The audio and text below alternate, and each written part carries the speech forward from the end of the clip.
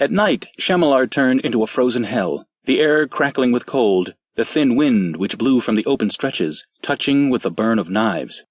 Above, the stars burned with a cold ferocity, seeming to suck the warmth from living flesh, the sprawling mass of the hitching cloud a malignant eye. Hunched in his clothing, Merrick beat his gloved hands together, his voice a husky complaint. "Earl, this is madness. Why don't we just wait?" Something Dumarest dared not do.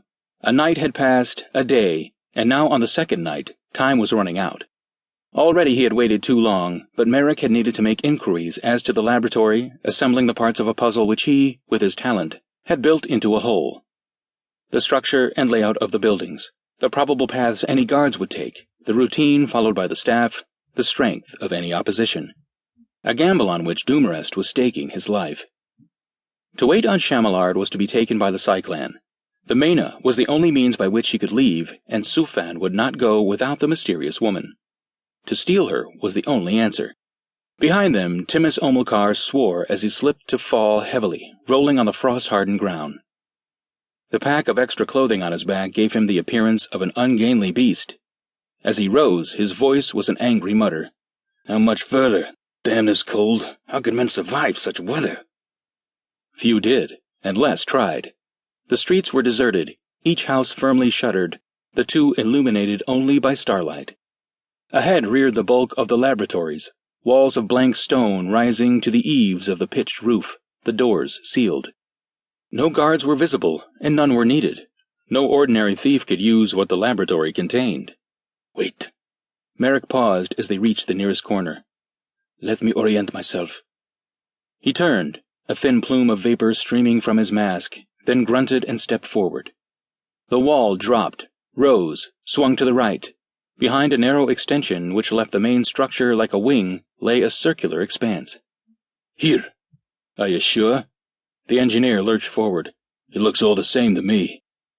Dumarest said nothing. If a mistake had been made, then all would be lost, but he had to trust the man's abilities. His neck also would be at risk. "If the woman is in storage, she'll be beyond that wall," insisted Merrick.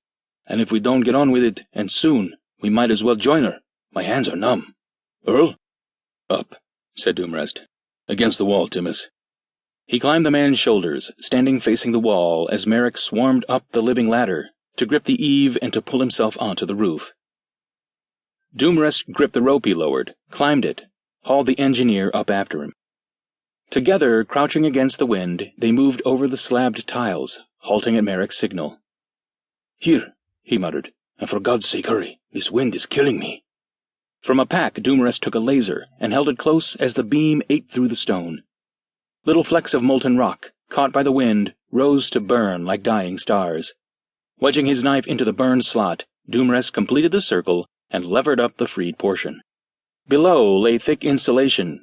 Beyond it, a gap faced with sheets of plastic. Penetrating it, they were through and into the building. The roof was a dozen feet above the floor of a chamber illuminated by a soft blue light. In it, a double row of caskets ran along facing walls. One end of the room was blank, the other pierced by a wide door, now closed. No guards were in attendance. "Earl!"